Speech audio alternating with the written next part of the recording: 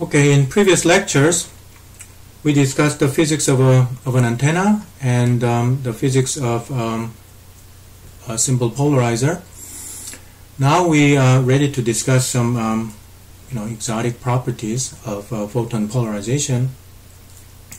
There's one definition that is very easy to remember, and that's the definition of an unpolarized light.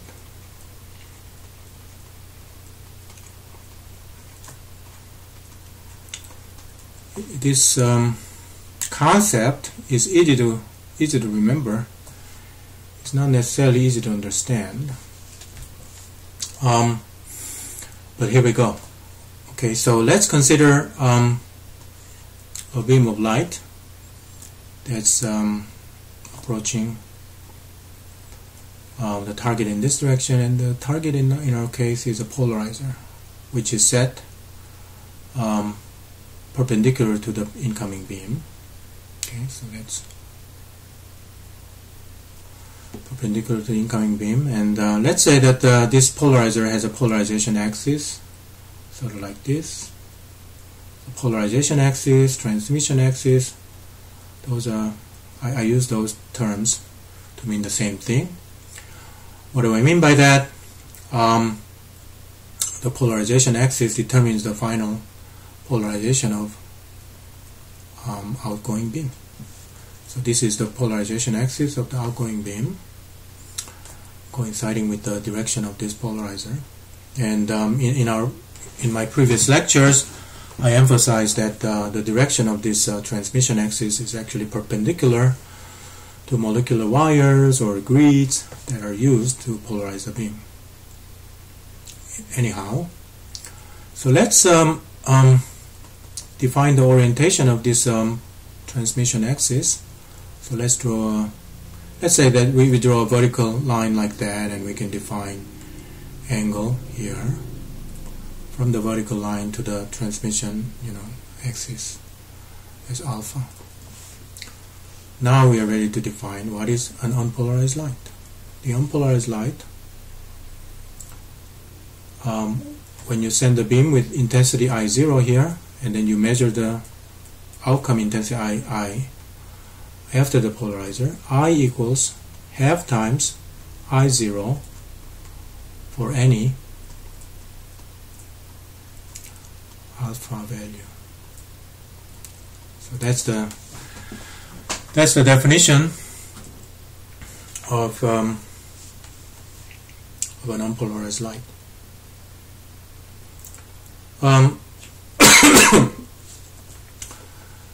If you know what is a circular polarized light, the same thing happens for a circular polarization and elliptical polarization for that matter. So you put any polarizer here, the intensity will be always half for an unpolarized light. So that's the definition of an unpolarized light. So easy to say. Sometimes it's hard to understand how that happens. I will comment on that mystery in some other lecture in the future.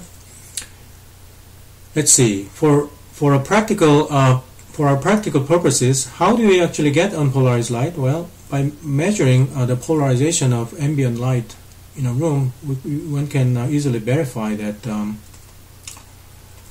ambient light in a room is usually unpolarized.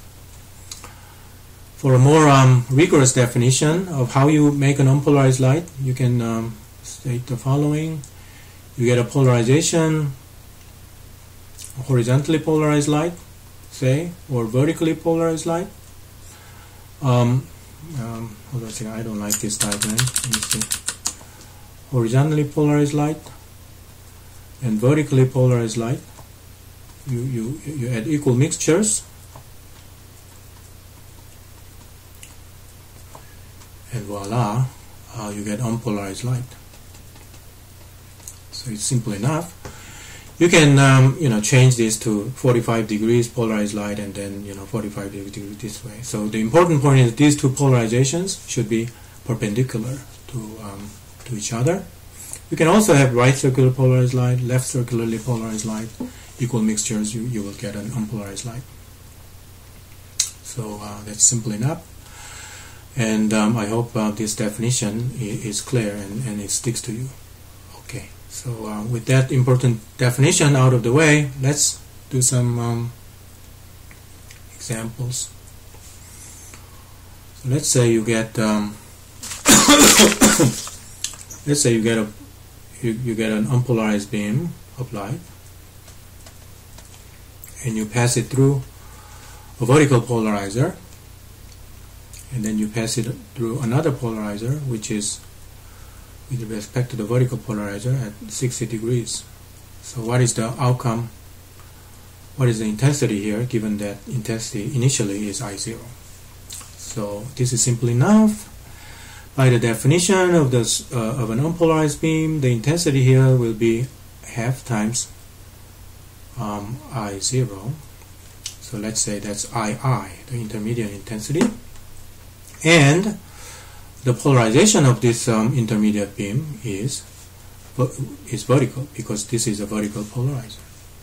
So now from this intermediate step to the final step, one has to remember how a polarizer works when you have a polarized beam. So let's remember, you have an input light. In this case, II is the input light for this polarizer, and then you have the output intensity. The relationship between them is cosine square of angle between the polarization of the incoming beam and the transmission axis of the polarizer. So that's 60 degrees. And cosine of 60 degrees is 1/2, so that means this is 1/4 of II. So that means in this case, I equals 1/8 of I0. So that's the answer. Let's consider another example, which is slightly fancier.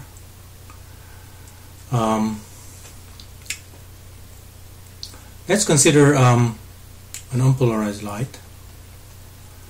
And now we pass it to one polarizer which has transmission axis vertical, and another polarizer which has transmission axis horizontal. So then what is the intensity here?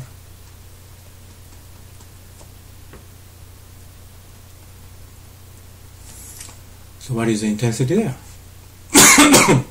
The answer is 0.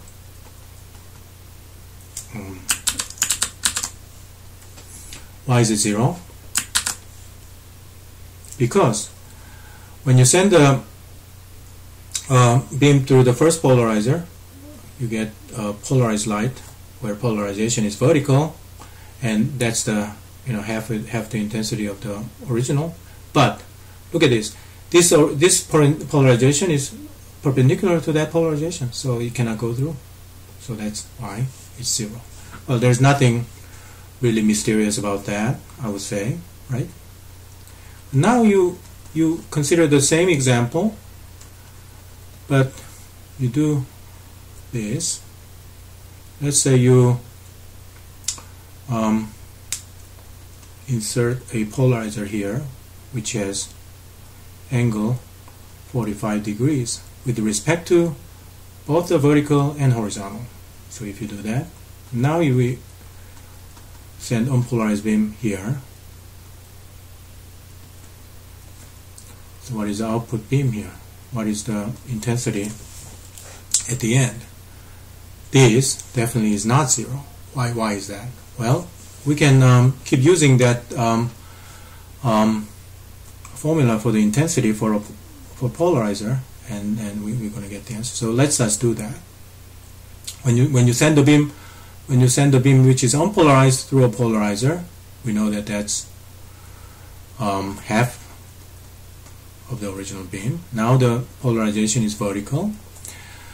And now when the beam comes to the second intermediate section here, what happens is that the intensity is half times I0 times cosine square 45 degrees, because cosine square 45 degrees is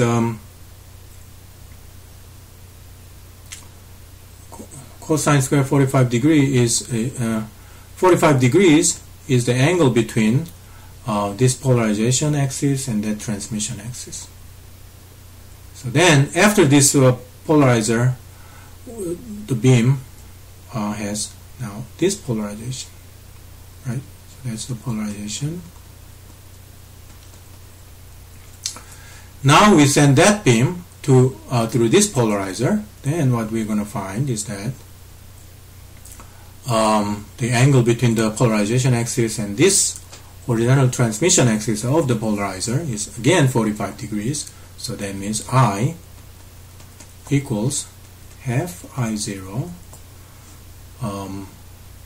cosine of 45 degrees, and then another cosine square 45 here. So that means this is squared. So now what is this value? Cosine square 45, that's half. So that means this is 1/8 of I0. So it's a cute effect. If you have two polarizers here, you don't get any beam through, but by inserting a third polarizer in between, you get actually intensity out here. So in some sense, that's counterintuitive.